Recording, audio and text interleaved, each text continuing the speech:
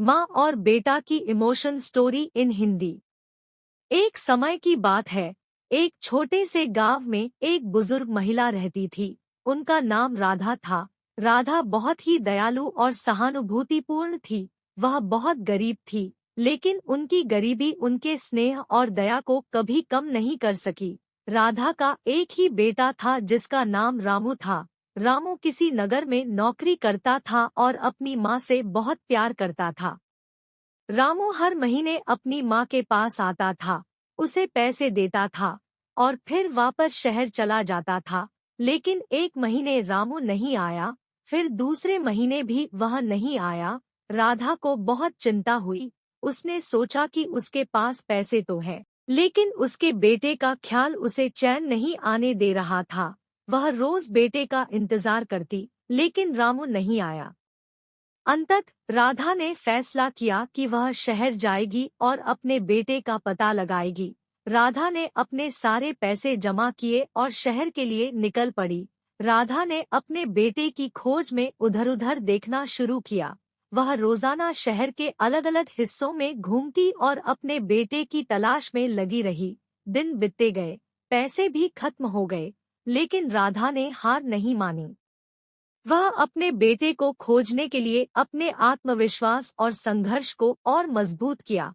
एक दिन राधा ने एक दुकान के सामने बैठकर रोना शुरू किया। दुकानदार, जिसका नाम सुरेश था, ने उसे देखा और उसके दुख का कारण पूछा। राधा ने अपनी पूरी कहानी सुनाई। सुरेश ने राधा को धीरे से संबोधित किया। मुझे आपकी कथा से बहुत दुख हुआ।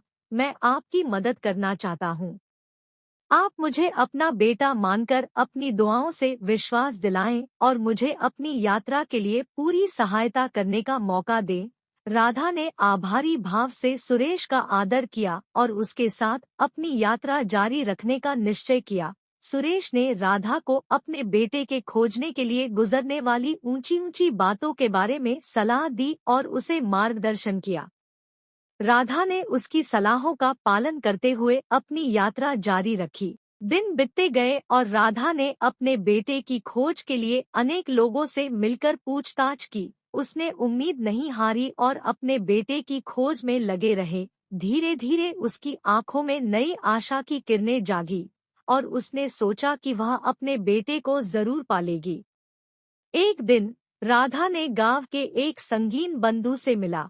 उसने उसे अपनी दुखभारी कहानी सुनाई और बेटे की खोज में उसकी मदद की विनती की। बंधु ने राधा की भावनाओं को समझा और उसे यहाँ तक बताया कि उसका बेटा एक नगर में है, जहाँ उसे नौकरी मिली हुई है। राधा ने बंधु का आभारी भाव दिखाया और नगर जाने का निश्चय किया। उसने सोचा कि यह आखिरी संधि हो सकती है उसके बेटे से मिलने की। राधा ने अपने संगीन बंधु के साथ मिलकर यात्रा की योजना बनाई और उनके साथ नगर की यात्रा की। नगर पहुंचकर राधा ने अपने बेटे की खोज जारी रखी। वह नौकरियों के लिए और भी कई जगहों पर जांच परख करती रही, लेकिन बेटे का पता नहीं लगा सकी।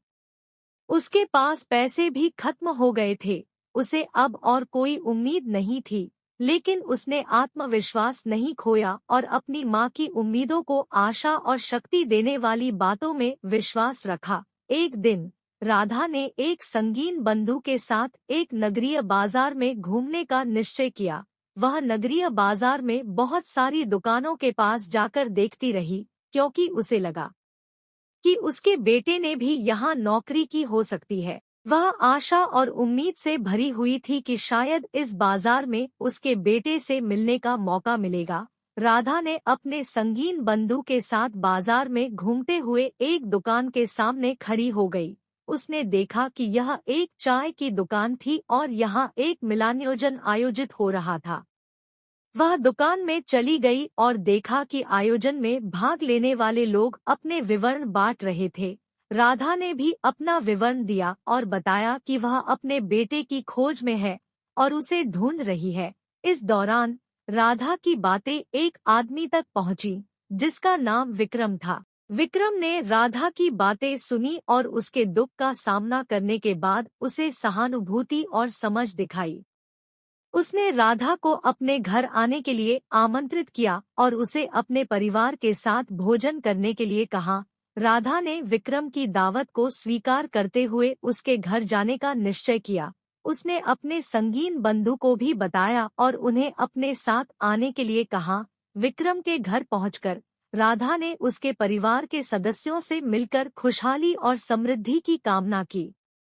विक्रम ने राधा की मदद के लिए भी यत्नपूर्वक सोची योजना बनाई और उसे उसके बेटे की खोज में मदद करने के लिए आग्रह किया। उसने राधा को विभिन्न संगठनों और संबंधित विभागों के बारे में जानकारी दी और उसे यह समझाया कि कैसे वह अपने बेटे की जानकारी जुटा सकती है। राधा ने विक्रम के दिए गए मार्गदर्शन के अनुसार अपने बेटे की खोज में और भी यत्न और उम्मीद से काम किया। वह नौकरियों के लिए और भी विभिन्न स्थानों पर जांच परख करती रही और अपने बेटे के बारे में किसी भी संभावित सूचना को नजरअंदाज नहीं किया। एक दिन राधा ने अपने बेटे के बारे में सुनी कि वह एक नौकरी में है और वह एक विभाजनी चाय की दुकान में काम कर रहा है। उसने दुकान पहुंचकर अपने बेटे से मिलकर बहुत खुशी और आनंद महसूस किया। उसकी आंखों में आंसू थे, पर ये आंसू खुशी के थे क्योंकि उसका बेटा उसके सामने था। राधा ने उसे गले लगाकर बहुत प्यार से गले लगाया और उसकी आंखों में आंसू और भी प्यारे हो गए। उनका बेटा रामू ने भी अपनी मां के साथ गले लगाकर बहुत खुशी और प्यार जताया। राधा ने अपने बेटे से उसके नौकरी और जीवन के बारे में सुना और बहुत गर्व महसूस किया कि उसका बेटा अब एक सफल व्यक्ति बन गया है। राधा ने अपने बेटे के संघर्ष, मेहनत और आत्मविश्वास के लिए उसे सराहा। वह बहुत खुश थी कि उसने अपने बेटे की खोज में हार नहीं मानी और उसे पा लिया। इस दिन के बाद राधा ने अपने बेटे के साथ अपने गांव लौटने का निश्चय किया। वह अपने बेटे के साथ खुशियों से भरी गाथाएं बांटने और उसके साथ समय बिताने के लिए तैयार थी। राधा ने अपने संगीन बंधु का आभार व्यक्त किया और उनकी मदद के लिए आभारी भाव से उन्हें धन्यवाद दिया। उसने अपने बेटे के साथ नए जीवन की नई शुरुआत की, जो अब उनकी जीवन की एक नई और खुशहाल यात्रा थी।